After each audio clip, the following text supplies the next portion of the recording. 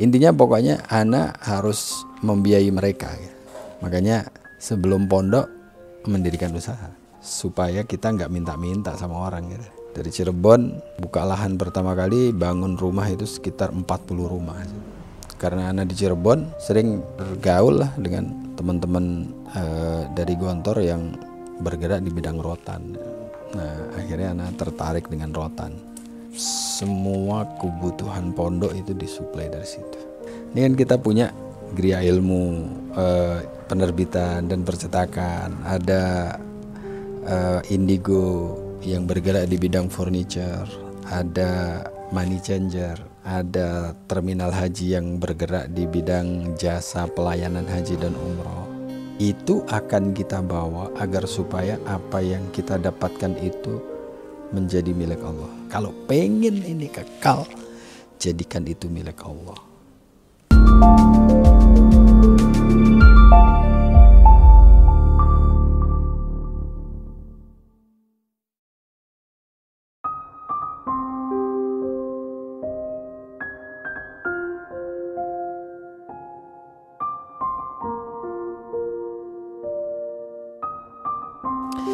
Bismillah, alhamdulillah, wassalatu wassalamu ala rasulillah wa ala alihi wa ashabihi wa mawalah, amma ba'd.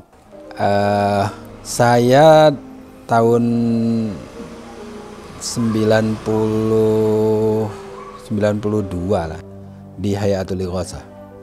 Hayatul Ighosah itu penggantinya Robito lah. Robito waktu itu udah agak terseok-seok gitu jalannya, muncullah lembaga, ya Robito Alam Islami. Kemudian muncullah satu lembaga namanya Hayatul Ighosah Al-Islamiyah Al-Alamiyah, International Islamic Relief Organization.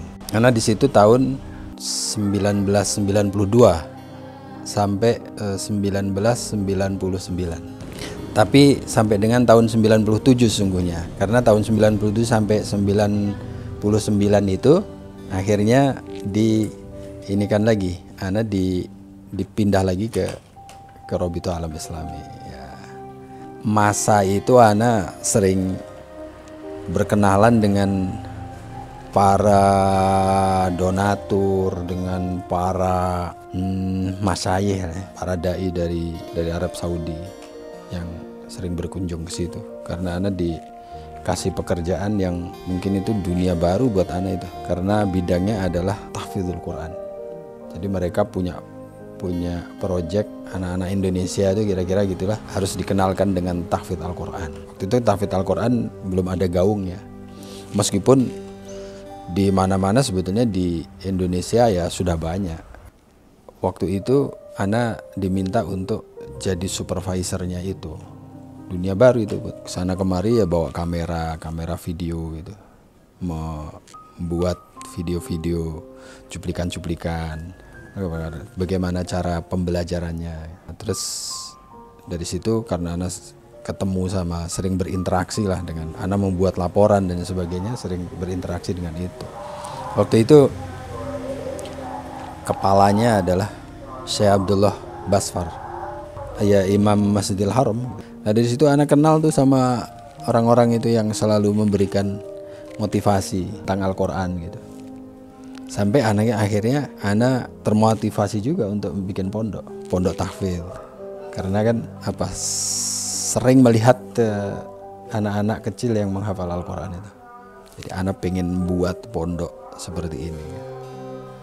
Apalagi waktu itu kan SDIT baru pada berdiri tuh. Awal mulanya sih tahun-tahun itu. Yang menangkap peluang itu sekolah-sekolah SDIT itu. Yang paling menginspirasi Ana itu ada Al-Hikmah di daerah Cirebon, Bobos namanya.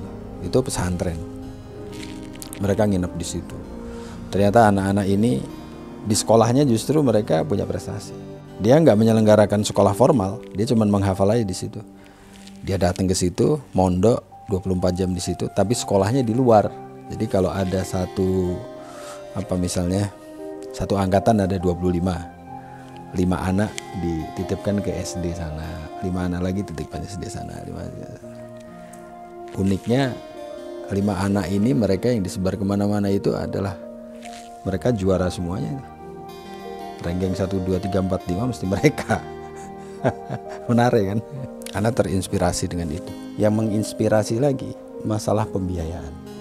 Jadi waktu itu orang tua mungkin untuk memasukkan anaknya di pesantren Al-Quran mikir kian kali lipat kali ya. Karena setelah dia hafal Al-Quran, anak mau ngapain gitu. Nah, tapi anak melihat dari sisi itunya tuh. Jadi anak yang menghafal Al-Quran itu bukan semakin bodoh, tapi semakin pintar. Tapi peminatnya kecil gitu. Justru anak-anak kampung gitu, anak-anak gunung gitu. Anak kan termasuk anak gunung kan. Justru mereka gandrung dengan itu. Nah, tapi mereka itu adalah yang ekonominya lemah. Jadi gimana mereka mau sekolah di tempat kita, sementara dia mau nyari biaya untuk memondokkan anaknya pun dia nggak mampu. Padahal itu adalah emas gitu. Anak-anak pintar-pintar itu. Anak-anak yang di pelosok-pelosok itu kan sebetulnya anak-anak pintar mereka, cuman nggak kelihatan aja, masih tertutup dengan lumpur. Ya begitu dibersihkan, cahayanya bersinar kayak ini nih. Begitu digosok, jadilah kecubung. Nah, kesimpulannya adalah bahwa kalau kita mau menghidupkan Al-Quran itu supaya dipelajari sesuai dengan apa yang diinginkan oleh Rasulullah, itu ya harus membiayai mereka. Karena di situ mengikuti para donatur yang kalau dia mungkin begitu mengeluarkan duit itu nggak pakai dihitung lagi. Itu program bagus nih, ya udah nih duitnya nih. Al-Quran ya, nih nggak pakai hitungan lagi. Awalnya nggak bisa, ya jari kita nggak habis untuk ngitung. Jadi intinya pokoknya anak harus membiayai mereka gitu. Makanya sebelum pondok mendirikan usaha supaya kita nggak minta-minta sama orang gitu.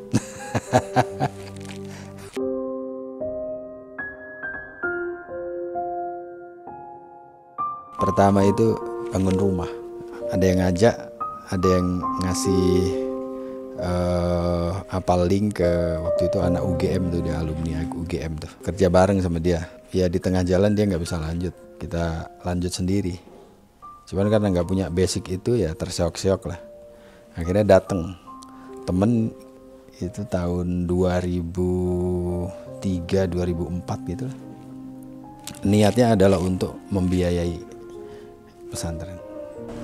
Nah, itu jalan terus itu. Ana belum ngapa-ngapain. Itu jalan, pesantren berdiri lah. Tahun 2004 Ana beli lahan di Bogor situ. Dari kota gede larilah ke Cirebon.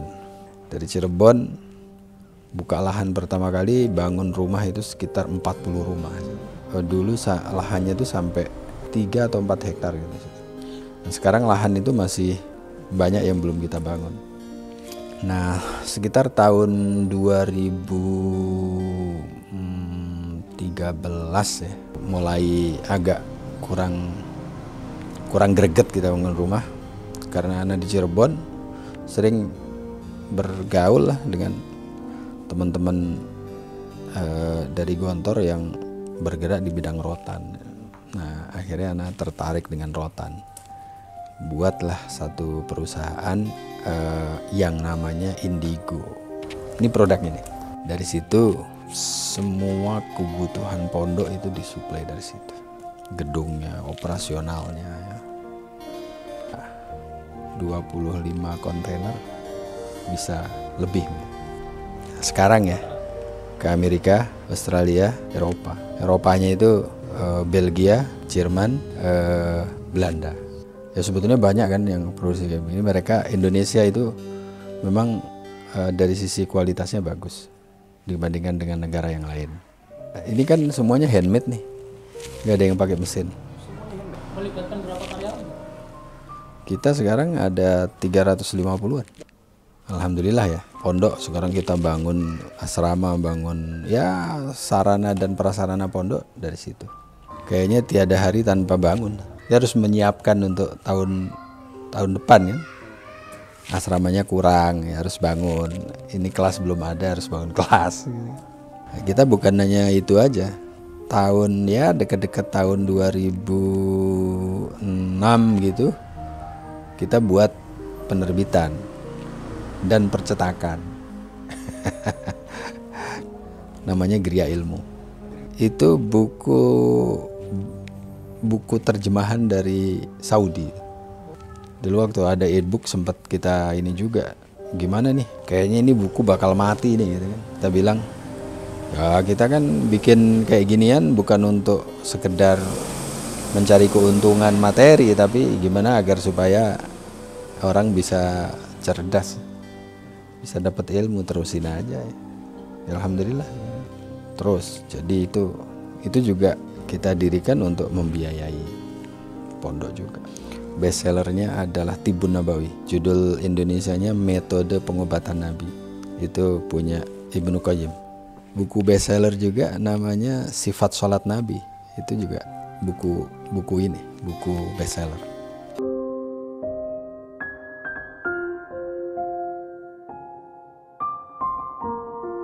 Kita mendeklarasikan bahwa Bina Madani itu adalah pondok Al-Quran yang gratis gitu.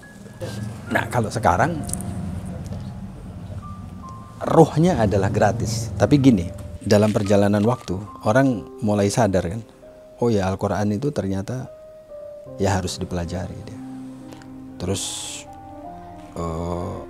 pondok-pondok tahfidz begitu booming ya, dengan begitu kan masyarakat juga jadi cerdaskan dengan itu, mulai tahu ya. Sekarang anak-anak yang masuk ke tempat kita yang orang tuanya mampu juga. Jadi kalau kita tetap pada kondisi bahwa kita menggratiskan orang, itu kayaknya bukan mendidik gitu. Harus kita rubah polanya. Sekarang polanya adalah ayo kita infak bareng untuk ini.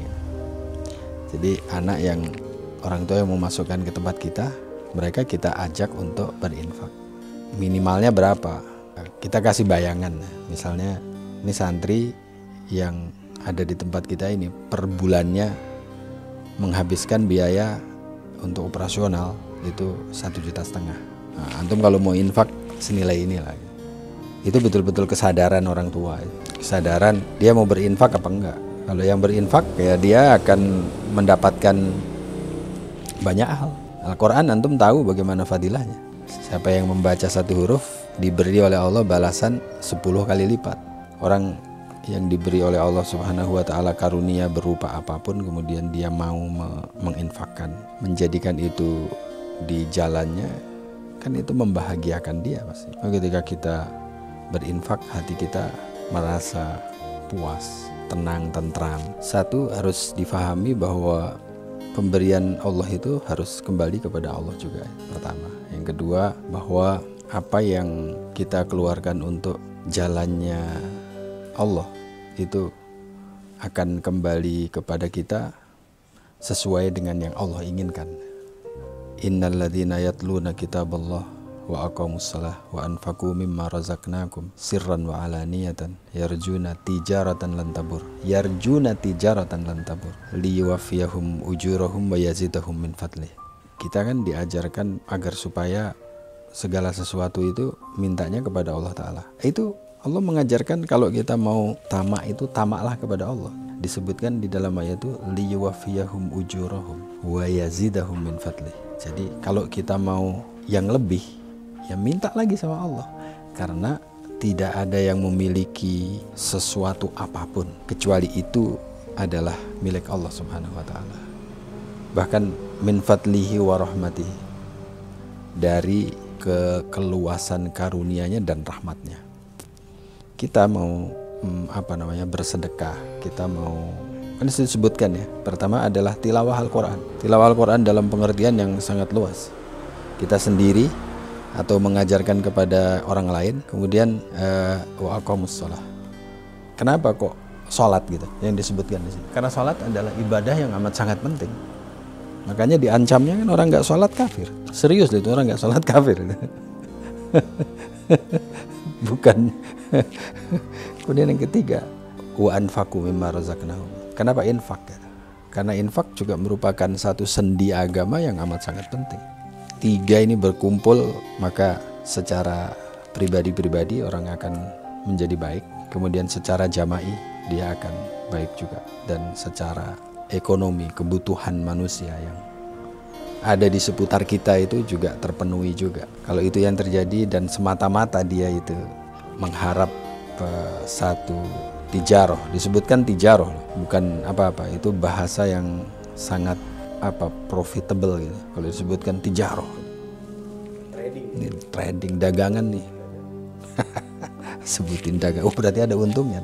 Iya, Allah menyediakan keuntungannya itu.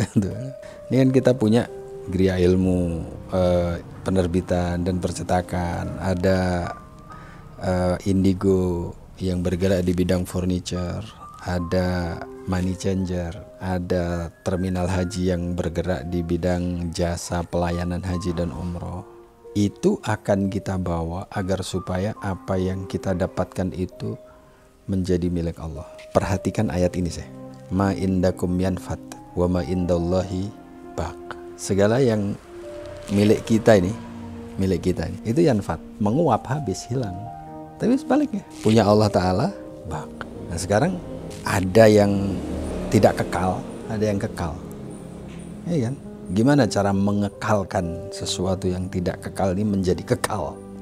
Jadikanlah yang tidak kekal ini kepada si pemilik kekekalan. Masukkan di sini. Masukin di sini.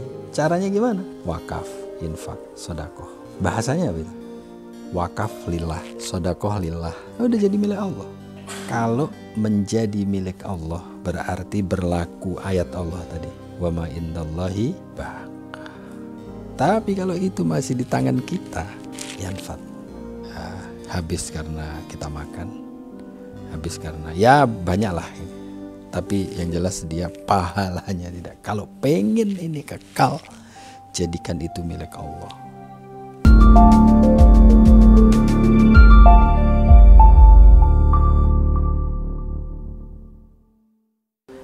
Ana dulu mendirikan pesantren memang buat nolongin orang yang nggak mampu. Tahun 2001 di kampung sini nih yang nggak pernah Ana bayangkan, ada yayasan Al-Kahfi namanya. Ada yayasan, ada sekolah di situ, nggak pernah aku bayang akan masuk ke situ. Tiba-tiba Ana ditawarin jadi ketua yayasan. Bergaining Ana sama yang minta ya boleh aja, tapi saya mau menerapkan aturan saya. Akhirnya dikabulkan. Jadilah di situ SDIT Al-Kahfi. Ketika Ana bangun gedungnya 3 lantai, saat bangun lantai itu kan kita dari atas gitu, ngitung-ngitung tuh, itu kita bebasin, kita bebasin, tapi sulit gitu, karena waktu itu mintanya tinggi. Akhirnya ngobrol di situ juga, udah kalau gitu kita pengembangan Al-Kahfi nggak usah di sini deh, di tempat yang lain gitu. Akhirnya kita buatlah pondok yayasan namanya Kafilah International School. Itu Ana sebagai pendirinya di situ. Akhirnya di situ kita dirikan sekolah itu untuk membuat agar supaya anak-anak yang tidak mampu bisa sekolah di situ. Nah, di antaranya dulu kita gimana kalau kita ambil aja anak-anak yang telantar. Waktu itu ada alumni Gontor yang dia tuh ngajarin anak-anak di bawah jembatan Kalijodo, anak Gontor. Kita survei ya. Itu surveinya, dia bilang gini, Ustadz, antum kalau mau survei kayak gitu, pakaiannya jangan kayak gini, terlalu necis nih. Terus gimana? Antum pura-pura pakai apalah, pakai peci, pakai topi pet, pakai ini. Itu aja kita masih diliatin sama orang ini apa nih, karena dia takut kan, waktu itu kan lagi rame-rame digusur apa gitu. Jadi kalau ada orang baru pasti dicurigai sama mereka. Nah itu namanya Abdul Ghaffar. Dia masuk ke situ. Antum dulu gimana bisa masuk ke sini? Ana nyamar jadi kuli, truk bawa beras, nurunin beras sampai diterima di situ. dan orang percaya bahwa dia adalah minum. Yang sekolah di situ, yang ngajar, yang masuk ke TPQ-nya dia itu ya emaknya pada kerja di Kalijodo. Akhirnya ana bawa tuh 3 orang tuh dari sana tuh atas referensi Ustadz Ghaffar itu. Ana seneng dengan anak timur. Anak timur tuh maksudnya anak NTT, anak Makassar, anak pokoknya cabut mereka deh gitu. Bener tuh dikirim masuk ke kafilah sini. Itu anak Kalijodo, meleng dikit nih, hilang dia. Kita cari, taunya di lampu merah Pasar Bo. Lagi kamu kenapa di sini? Nggak punya duit Ustaz. Tahu-tahu kita meleng gitu, dia lagi buang air kecil, berdiri di pagar gitu. Woi, kamu ngapain tuh? Wih, ya Ustaz lupa. Ini kebiasaannya di sana kan bebas. Itu sebelum Bina Madani sana. Karena di sini nggak kuat menghadapi kayak begitu itu, akhirnya Bina Madani di sana itu ada Ustadz Mustolah namanya. Ana bilang sama Ustadz Mustolah, Ana pengen bikin pesantren tapi nggak punya lahan, tolong carikan lahan. Akhirnya carikan lahan lah yang sekarang jadi pondok itu. Jadi maksud Ana pengen manggil anak-anak timur untuk kita didik jadi apa, misalnya persiapan untuk bisa jadi dai atau ngajarkan Al-Quran supaya dia kembali lagi ke sana. Kata Ustadz Mustolah, di sini mahasiswa ana banyak yang dari timur, udah biarin mahasiswa ana yang ke situ. Itu awal mulanya pondok itu, mahasiswa.